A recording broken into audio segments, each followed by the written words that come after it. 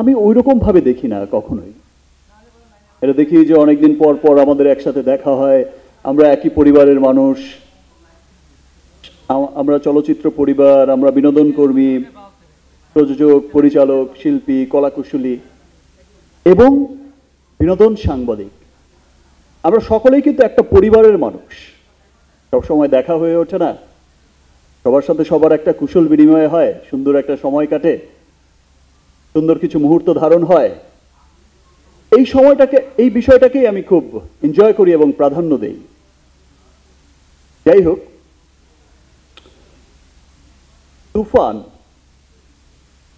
তুফানের আসলে তুফানটা শুরু হয়েছিল সেই দিন আরেক 5 তারকা হোটেল থেকে সকলে একত্রিত হয়ে এমন সুন্দর একটা ছবির একটা সুন্দর একটা পোর্ট্রে করেছিল রাফি। সেই সময় থেকেই যে মানুষের মনে একটা তুফান উঠেছে, সে তুফান কিন্তু যত দিন যাচ্ছে সেই তুফানের গতি কিন্তু বেড়েই যাচ্ছে। তুফান ছড়িয়ে যাচ্ছে দেশের গণ্ডি থেকে ওদেশ, ওদেশ থেকে বিদেশ। আজ সত্যি আমি খুব প্রাউড ফিল করি। আমি রাফিকে নিয়ে অনেক গর্বিত। আমার কাছে মনে হয়েছে খুব অহংকার ফিল করেছি আমি যখন দেখেছি যে রাফি এসে একটা সুন্দর গ্রাফসের মধ্য দিয়ে তার এই চমৎকার টিমকে নিয়ে।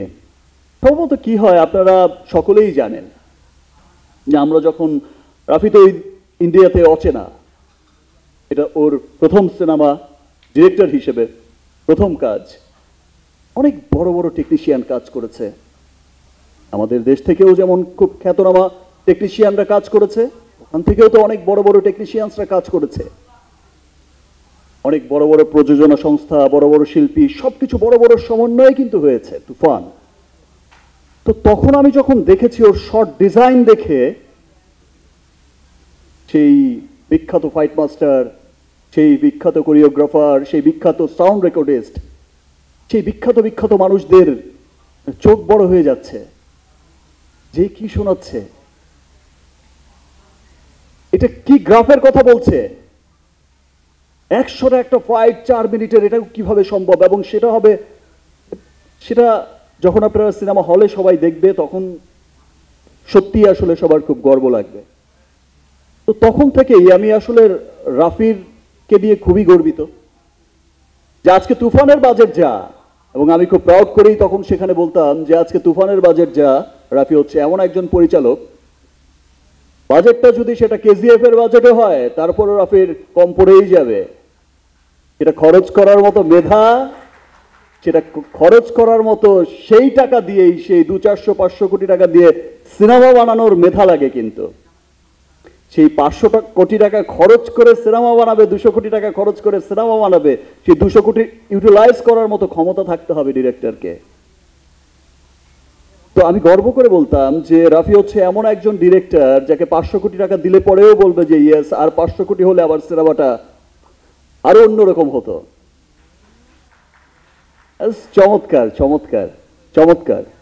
রাফির আসলে প্রশংসা কি করব, ইতিমধ্যে তো তুফান উঠিয়েই দিয়েছে টিজার রিলিজের পর থেকে। আমার সত্যিই খুব ভালো লাগছে, বিকজ আপনারা তো আমার সঙ্গে সবসময় আছেন, ফুটেজগুলো আপনাদের কাছেই আছে। আমি সবসময় একটা কথা অনেক বছর ধরেই বলে আসছি যে আসলে আমি আমার দেশের সিনেমাটাকে আমি শুধু এই গণ্ডিতে বেঁধে রাখতে চাই না। আমি ঈদের দিন সকালে নামাজ পড়ে এসে আমি বা আমার ঈদের সময় থেকে আমি সেই স্বপ্ন দেখতে চাই যে ওকে ফাইন, ইংল্যান্ডের কি অবস্থা, ডাবলিনের কি অবস্থা, আর নিউ ইয়র্কের কি অবস্থা, নিউ জার্সি, এলের কি অবস্থা, অস্ট্রেলিয়ার কি অবস্থা, নিউজিল্যান্ডের কি অবস্থা, ইটালির কি অবস্থা, সুইজারল্যান্ডের কি অবস্থা। আমি সবসময় শুনতে চেয়েছি ওকে ফাইন, মিডল ইস্টের কি অবস্থা।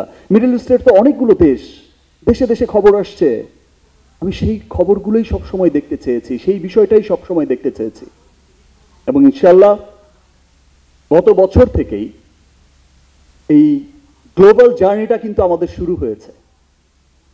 গত বছর থেকেই কিন্তু শুরু হয়েছে ডাবলিনে সিনেমা রিলিজ হওয়া, গত বছর থেকেই কিন্তু শুরু হয়েছে বড় পরিসরে, এর আগেও হয়তো হয়েছে, ছোট্ট পরিসরে, কিন্তু গত বছর থেকে শুরু হয়েছে ডাবলিনের মতো আমাদের স্বপ্নের শহরের সিনেমা অফিসিয়ালি রিলিজ হওয়া, ইংল্যান্ডে রিলিজ হওয়া, ইটালির রোমে রিলিজ হওয়া, north America, Canada, everywhere, Australia, New Zealand, middle east. এই যে জার্নিটা গত বছর শুরু হয়েছে, এই যে তুফানটা গত বছর থেকেই শুরু হয়েছে, এই তুফানটা কিন্তু এবছর এসে আরো অনেক বেগবান হয়েছে। আজ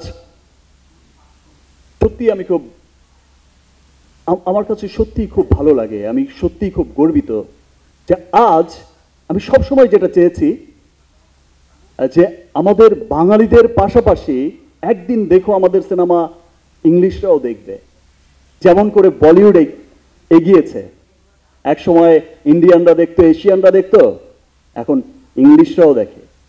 আমার খুব ভালো লাগছে দেখে যে তুফানের টিজার যখন লঞ্চ হয়েছে, আপনারা সকলেই জানেন তুফানের টিজার যখন লঞ্চ হয়েছে, তুফানের গান যখন এসেছে, এই দুই সময়ই অস্ট্রেলিয়া বলেন, আপনার নেদারল্যান্ড বলেন, আপনার আমেরিকা বলেন, আপনার জার্মান বলেন, আপনার জাপান বলেন, এরকম বহু দেশের সেই ইংলিশরা বলেন, বহু দেশের ইংলিশ কন্টেন্ট ক্রিয়েটাররা কিন্তু গানের টিজারের রিয়াকশন দিচ্ছে।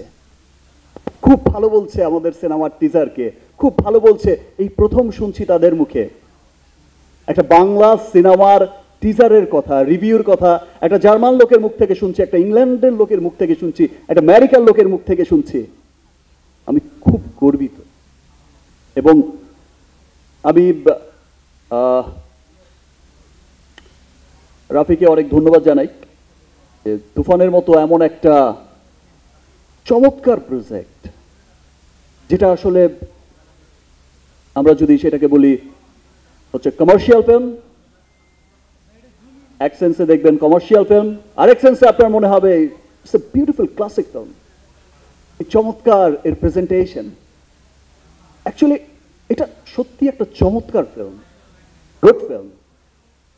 এখন আসলে আমার কাছে যেটা মনে হয়, এখন পুরো পৃথিবীতেই ক্লাসিক আর কমার্শিয়াল ফিল্ম বলে কিছু নেই, এখন দুটো শব্দই চলে, একটা হচ্ছে গুড ফিল্ম আর it's not a good film. So Toofan যে এত ভালো চমৎকার একটা সিনেমা এবং সবার হৃদয়ে যে কেড়েছে, সবার হৃদয়ে যে তুফান উঠেছে, সেটা তুফানের টিজার দেখলেই বোঝা গেছে, সেটা তুফানের গান দিয়েই বোঝা গেছে, উড়াধুরাই করে দিয়েছে। থ্যাংক ইউ রাফি, এবং এমন চমৎকার একটা প্রজেক্ট আমাকে নিয়ে ভাবার জন্য। এবং কথাটা এখনো শেষ হয়নি। ও আই এম সরি, আমি ওয়েট করছি, কোনো অসুবিধা নেই। একবারই তো সুযোগ পাবো, আর তো দেবে না। সুযোগ আরো আছে আপনার জন্য, সবকিছু এখানে সবাই যা যা মানে প্রশ্ন করতে পারবে, কোনো সুযোগ, অনেক সুযোগ রয়েছে। এনিওয়ে, সব সময় তো আর আমাদের দেখা হয় না, আজ যেহেতু দেখা হয়েছে, অনেকদিন পর আবার দেখা হবে, হয়তো ঈদের পর কখনো এক সময় আবার দেখা হবে সুন্দর একটা মুহূর্তে, বাট আজকের কথাটা আজকেই বলে যেতে চাই।